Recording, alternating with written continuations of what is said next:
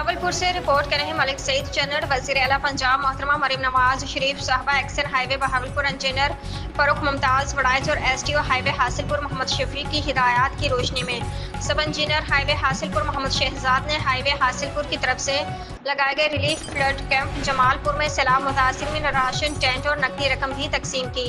इस मौके पर सब इंजीनियर मोहम्मद शहजाद ने कहा कि मुश्किल की इस घड़ी में हाईवे के तमाम मुलाजमीन अपने सैलाब ज़दगान भाइयों के साथ खड़े हैं, उनकी तकलीफ हमारी तकलीफ है।